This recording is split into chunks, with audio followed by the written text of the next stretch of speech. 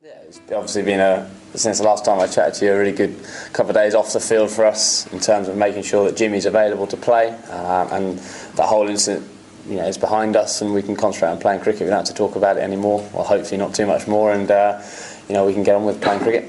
I don't think so. I think actually the way both sides have played this series has been fantastic. Apart from that one incident which has been blown up, I thought both sides have been very competitive and played it in the right way, in the right spirit.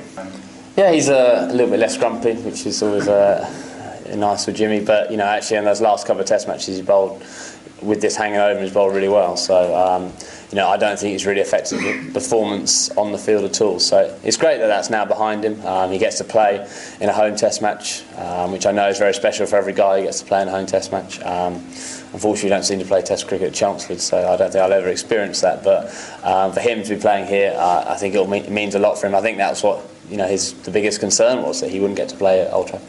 Well, it's great that he's now, from where I last saw him in an England shirt on that one-day tour to what he's now delivering for Middlesex, and then just briefly he bowled us at Lords, and then here these last 2 days as well. It's just great for English cricket that Finney is getting back to his best. To add him into the pile of fast bowlers, it can only be a good thing to add more competition, and he's again very different to what we've got. He's a tall bowler who can, when he gets it right, bowls near 90 miles an hour. So that's a great thing to add to the pot, and I'm pleased for him that he's managed to, obviously been a very tough 6 months for him personally to fight through it, and I think he'll be a stronger bloke for it, and it will bode well for his cricket. Yeah, the pitch is quite hard. Obviously we haven't seen it today, saw it yesterday, and yeah, as I say, he throws his name into selection.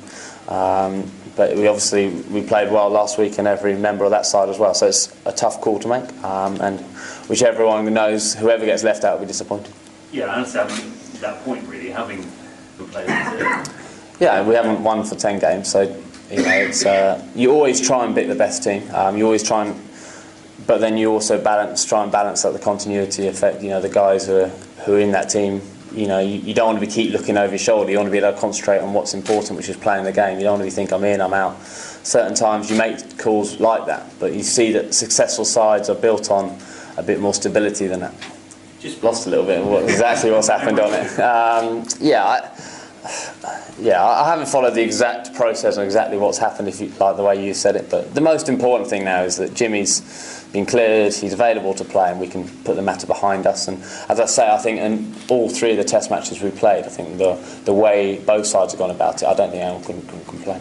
I don't think so. I mean, we know every time you pull on the shirt as an England player or any international time, you're role models for sides, for young kids or anyone watching the cricket. And we're all aware of that.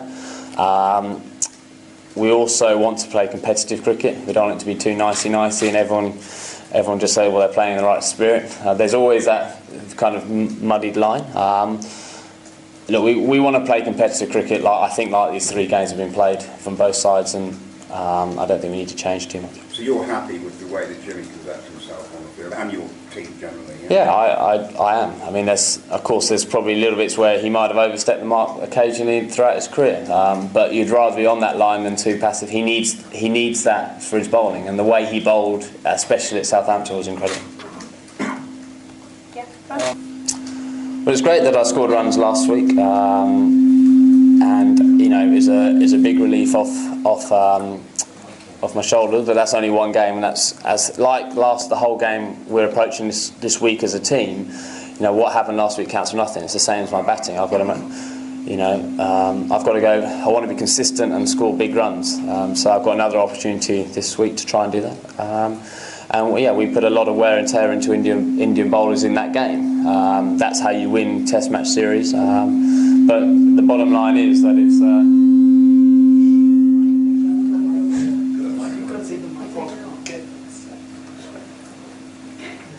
Brilliant. The bottom line is that I can't even remember what I was talking about. Talk about wear and tear. Yeah, like wear and tear. And obviously we put a lot of miles into their legs, like they did to us at Trent Bridge, and had affected us at Lords. But we start this game. It's even Stevens.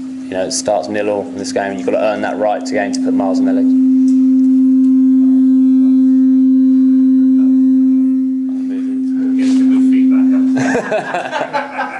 Very good. Can I use that, Joe? John? Jimmy has spoken about almost like a split personality, sort of James off.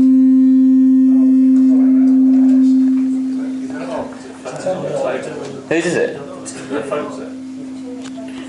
Not that I've probably played with, but Jimmy's obviously an experienced cricketer, and he's found his method, what he needs to do to be that successful bowler, to be England's second leading wicket taker. I'm pretty sure he'll be England's leading wicket taker very soon, and that is an outstanding achievement. So he's found his way of doing it, and he's a very different personality when he crosses the line, which I don't think anyone should moan about it, because what happens on the field should stay on the field, and then off the field you should be a nice guy.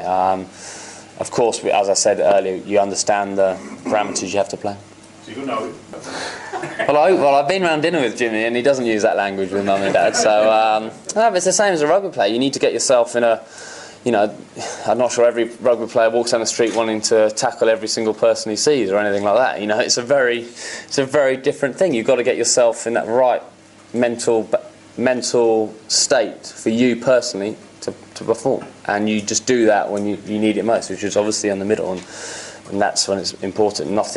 That's why he has that slightly split personality. Gideon? I feel like obviously by winning the game and scoring some runs, we've taken a step forward as a side because of that. But we're very clear that it is just one game, and it was such a nice feeling for the side. We haven't won for a while, and for that, I don't know about all that kind of stuff as second phases, all that kind of stuff. It was just a good game for every single guy who played. They've been brilliant. As I said 3 or 4 times now, we know what's gone's gone, and I think Belly spoke about that yesterday as well. Earning the right to get in a position to win the game. It doesn't matter whether you scored 160 last week, you start again or not, and all that hard work you do to get that. We've spoken about that, and not forgetting it. And when you win a game by such a big margin, you forget the tight moments in it, or the moments where it could have turned, like 240 for 2. That last half an hour on day one, Belly and Gaz fought really hard to get through that second new ball there, because if you lose 3 wickets, then you suddenly the whole day of good work throws out the window, and that's kind of what we've been doing a little bit this summer. So that's what we've spoken about, and hopefully we can repeat it. Sorry. Third. Well, it was just one side said one and one side said another. It's kind of defending their own man. So I don't know. To me, I'm not concerned at all by that. No. Last couple. He's the best English bowler I've seen, by quite considerable margins. For his skill, certainly his skill of being able to control that ball, and he's not blessed with absolutely express pace as well. So to be able to control that ball and then find a method like in Australia in 2010, where he didn't swing that much, but he took his wickets under 30, by that wobble ball. I think he's been outstanding, and he's been backed up by Broady. I saw them have taken 500 wickets, I think, when they played together, and having those two bowling a lot of overs together has been, great for this England side over the last few years. Last one, John. Yeah, it does make it easy, because you're not asking people quite, to do stuff which you haven't been doing. I think that's always a hard thing as any captain when they're out of form. You're telling the guys this is what we're going to do, and then you're not backing it with your own words. And as I say, 2 innings don't change it too much, but it does. You're right, it does make it easy. Okay, thank you very much. Thanks. Thank you.